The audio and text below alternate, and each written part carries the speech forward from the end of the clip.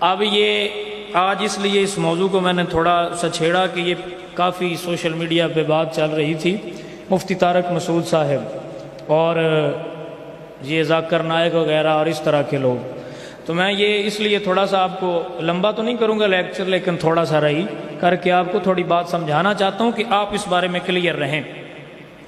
حدیث شریف ہے بخاری شریف کی، صحیح مسلم کی بھی ہے، سنن ابن ماجہ میں بھی ہے، حضرت روایت ہے ابن عمر سے، عبداللہ بن عمر رضی اللہ تعالی عنہ، آپ روایت فرماتے ہیں فخرج رسول اللہ صلی اللہ علیہ وآلہ وسلم من بعد الحجرہ، حضور اپنی کسی حجرہ میں سے باہر نکلے، فدخل المسجد، اور حضور مسجد میں داخل ہوئے۔ حضور سرکار داخل ہوئے اور حضور نے دیکھا جیسے آپ اور میں بیٹھے ہوئے ہیں اس طرح ایک حلقہ ادھر لگا ہوا تھا، ایک حلقہ ادھر لگا ہوا تھا، تو مصطفیٰ کریم نے، آپ فرماتے ہیں کہ دونوں حلقوں میں سے ایک جو تھا یذکرون اللہ ویعبدون اللہ، وہ اللہ کا ذکر کر رہے تھے اور عبادت کر رہے تھے، مشغول تھے۔ دوسرے ویتعلمون، اور دوسرے ہؤلاء یتعلمون، اور دوسرے جو تھے وہ تعلیم حاصل کر رہے تھے، یعنی علم کر رہے تھے، علم کی باتیں۔ آپ فرماتے ہیں قال النبی صلی اللہ علیہ وآلہ وسلم انما بعثت معلما، اللہ نے بے شک مجھے استاد بنا کے بھیجا، فجلسہم، اور حضور وہاں بیٹھ گئے، یعنی حضور وہ جو علم والے لوگ تھے ان میں بیٹھ گئے، اور حضور نے فرمایا مجھے استاد بنا کے بھیجا گیا۔ پھر اب یہ مفتی اور باقی یہ جو باتیں کرتے ہیں، اب یہ انہوں نے ایک بات کی، انہوں نے کہا جی لنصف عن جو ہے یہ گرامر کی غلطی ہے قرآن میں، حالانکہ ہم نے جب ہم صرف کا پہلا سال تھا تو میں نے ایک چھوٹا سا نا پمفلٹ، ایک پیج بنایا تھا علم کے رنگ، اس میں نے نا علمی پہیلیاں لکھی تھی جو میں نے سمجھی صرف و نحو میں، تو یہ میری دوسری پہیلی میں نے لکھی ہوئی تھی کہ کسی کو پھنسانا ہو تو بندہ اس سے پوچھ لیتا ہے کہ یار یہ بتا یہ لنصف عن تو فعل ہے، اس پہ تنوین کیوں آیا ہوا؟ تو اب میں حیران تھا کہ مجھ جیسے ناچیز کو پتہ ہے لنصف عن جو ہے اس پہ تنوین کیوں آئی ہوئی ہے اور اتنے بڑے مفتی کو نہیں پتہ ہے۔ اس کی وجہ اب یہ دیکھیں لنصف عن جو ہے وہ یہ قانون جو ہے ابدال نون تنوین قانون ہے، صرف و نحو میں پڑھایا جاتا ہے، تو اس کی وجہ سے نون خفیفہ جو ہے وہ تنوین یعنی دو زبر جسے آپ کہتے ہیں ان کے برابر ہوتا ہے، یعنی اس کے بدل میں لایا جاتا ہے، تو یوں ہی ایسے لایا گیا۔ مفتی صاحب فرما رہے تھے حضور سرکار چونکہ نعوذ باللہ پڑھے لکھے نہیں تھے تو حضور نے لنصف عن کہا، صحابہ کو لگا کہ حضور نے دو زبریں کہی ہیں تو انہوں نے دو زبریں یعنی تنوین لگا دی، تو یہ تو گرامر کی 100% غلطی ہے۔ تو عجیب بات ہے کہ 1400 سال سے کسی کو نہیں پتا چلا کہ یہ گرامر کی غلطی ہے، آج مفتی طارق مسعود صاحب بڑے ہوئے ہیں، انہوں نے کتابیں پڑھی، ان کو پتا چل گیا دیکھیں یہ قرآن میں گرامر کی غلطی ہے۔ اب اسی کی ایک مثال ہے افواجن، افواج آپ پڑھتے ہیں اذا جاء نصر اللہ والفتح ورأیت الناس يدخلون فی دین اللہ افواجا، تو یہ جو اس پہ بھی تنوین ہے یہ بھی اصل میں افواجن ہے، یہاں بھی تنوین ہے۔ اب یوں پھر سارا قرآن غلط کریں گے آپ، تو یہ مفتی صاحب کی کم علمی ہے، اصل میں یوں وہ قرآن کی گرامر نہیں، اصل میں وہ چاہتے تھے کہ رسول اللہ کی عزت کو کم کریں اور لوگوں کو اپنے وہ جو ان کا قاسم نانوتوی اور اشرف علی تھانوی اور گنگوئی جیسے جو ہم نے تو کبھی بات نہیں کی، لیکن ان کی گستاخیوں پر وہ چلتے ہوئے حضور کی گستاخیوں کے نقص ڈھونڈتے ہیں، حضور میں عیب ڈھونڈتے ہو تم، تو یہ تم لوگوں کی عقل کا علاج ہونے والا ہے۔ دوستو اور عزیزو اس بات کو یاد رکھیں، اللہ نے حبیب کو کامل و اکمل بنا کے بھیجا ہے، ان سے غلطی کا صادر ہونا یہ ممکن ہی نہیں ہے۔ حضور جو کرتے ہیں وما ينطق عن الهوى ان هو الا وحی یوحى، حضور تو رب کی مرضی کے بغیر بولتے بھی نہیں ہیں۔ اچھا پھر میں ایک بات اور یہاں بڑی مزے کی مفتی صاحب کے لیے میں اور ان کے جو سننے والے ہیں یا ان کو ماننے والے ہیں آپ سے بھی کوئی بات ان کے لیے بات کروں گا۔ اچھا اب وہ کہہ رہے ہیں صحابہ کو بھی نہیں پتا تھا اور حضور کو بھی نہیں پتا تھا، تو دونوں نے کریکشن نہیں کروائی، ٹھیک نہیں کروایا، تو وہ تبھی کی ایسی چلے آ رہی ہے۔ چلو حضور سرکار کو نہ پتا چلا تمہاری مانی، صحابہ کو بھی نہ پتا چلا، تو جو قرآن میں خود کہہ رہا ہے انا نحن نزلنا الذکر و انا لہ لحافظون، کیا اس رب کو بھی نہ پتا چلا کہ قرآن غلط لکھا جا رہا ہے؟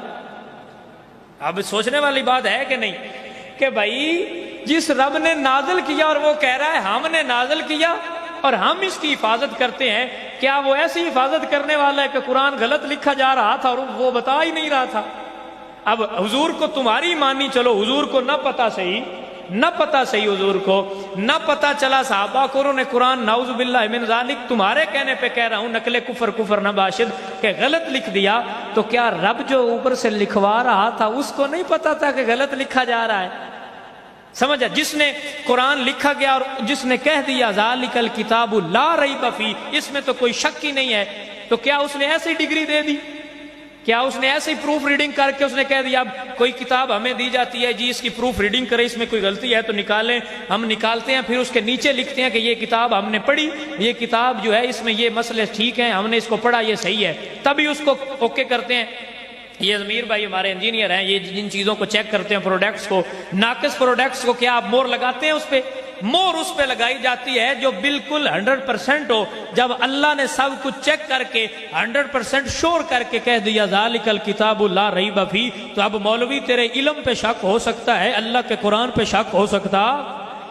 پھر تو نے کہہ دیا کہ وہ پڑھے نہیں تھے, تو نے کہہ دیا کہ وہ پڑھے لکھے نہیں تھے. اللہ اکبر کبیرہ, تو نے یہ کیسے کہہ دیا؟ سمجھ آ رہی ہے کہ نہیں آ رہی؟ اصل میں تیرے دل میں بغض ہے.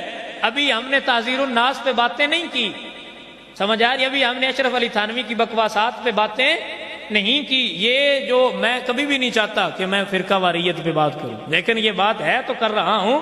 اگر تم یہ کہو گے کہ ہمارے نبی کو نعوذ باللہ من ذالک ایک چوپائے جتنا علم ہے, تو کیا ہم تمہیں سلام کریں گے؟ اگر تم کہو گے کہ نماز میں نعوذ باللہ من ذالک گدھے کا خیال آ جائے تو ایسے حضور کا خیال آ جائے تو یہ برابر ہے, تو کیا ہم تمہیں مانیں گے؟ نہیں, ہم کہیں گے تو بھی ذلیل ہے. اور یہ میں نہیں کہہ رہا, اللہ کا قرآن کہہ رہا ہے وَعُتُلٍّ بَعْدَ ذَلِكَ زَنِيمٍ, محبوب سونا جو تجھے بھونکے گا وہ حلال زادہ نہیں, وہ حرام زادہ. عُتُلٍّ بَعْدَ ذَلِكَ زَنِيمٍ مجھے چھوڑ دیں, انہی کے مولویوں سے جا کے ترجمہ پوچھ لیں عُتُلٍّ بَعْدَ ذَلِكَ زَنِيمٍ کا میننگ کیا ہے. What's the meaning of عُتُلٍّ بَعْدَ ذَلِكَ زَنِيمٍ? It's mean that they are not a son of their fathers. Okay سمجھ آ رہی بات کی؟ یعنی یہ اپنے باپ کے نہیں ہیں. محبوب سونا جو آپ کو بولے وہ سکا چاچا بھی ہو تو تبت یدا ابی لہب ما اغنی عنہ مالہ وما سیصلی نارا ذات لہب وامرأتہ حمالۃ الحطب فی جیدہا حبل من مسد. ان کے لیے قرآن کا یہ لہجہ ہے. تو میں یہ آپ کو بتا رہا ہوں, اللہ تعالی ہمیں کبھی بھی بے ادبوں میں شامل نہ کرے. ہم پہ فتوے لگائے جاتے ہیں آپ بدعتی ہیں, آپ یوں کرتے ہیں, آپ وہ کرتے ہیں. میں نے کہا سب کچھ کرتے ہوں گے لیکن نبی کی شان میں گستاخی نہیں کرتے. سمجھ آ رہی ہے کہ نہیں آ رہی؟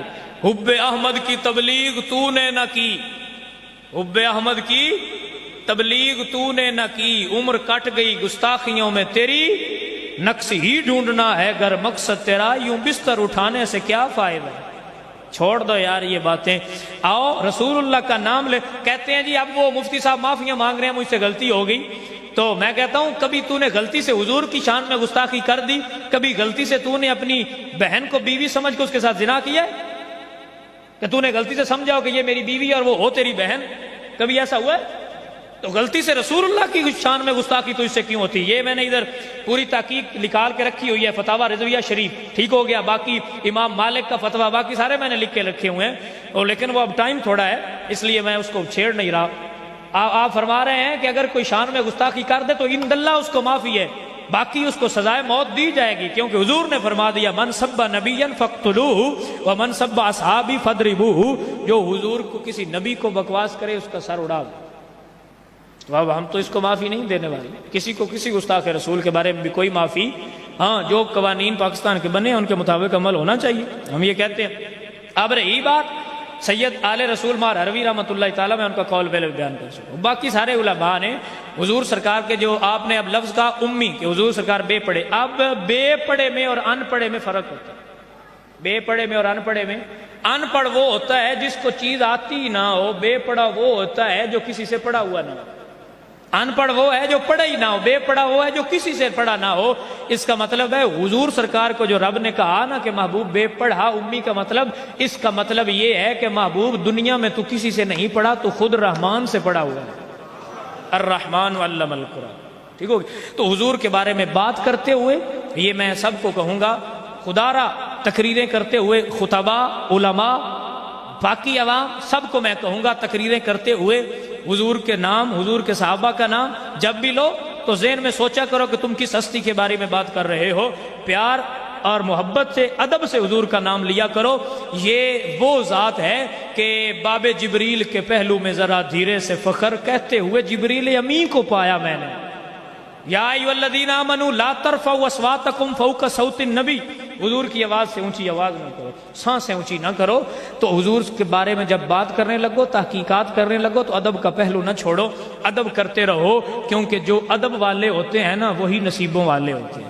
جن کے نصیب اچھے ہوں رب ان کو ادب والا بناتا ہے. ادب والے بن جاؤ، خدا تم پہ بھی راضی ہوگا، تمہارے بختوں کو سنوار دے. تو یہ آج کا ادب کا پہلو میں نے آپ کو جو سکھایا. ٹائم اب تھوڑا تھا اس لیے میں اس پہ وضاحت نہیں دے رہا، کیونکہ پھر وہ ٹائم تھوڑا ہے. آپ نے جمعہ بھی سنا ہے، آپ نے جانا بھی ہے. تو یوں صرف اتنی بات کہوں گا کہ ادب والے بن جاؤ. اور ایک بات کہوں گا، نبی کے معاملے میں سخت ہو جاؤ. اگر کوئی رسول اللہ صلی اللہ علیہ وآلہ وسلم کے بارے میں بکواس کرتا نظر آئے تو اس کو نرمی کا لہجہ نہ دے، اس کے بارے میں سخت ہو جاؤ، تاکہ دوسروں کے لیے عبرت بن جائے کہ جو رسول اللہ کے بارے میں بولے گا اس کا اشر یہ.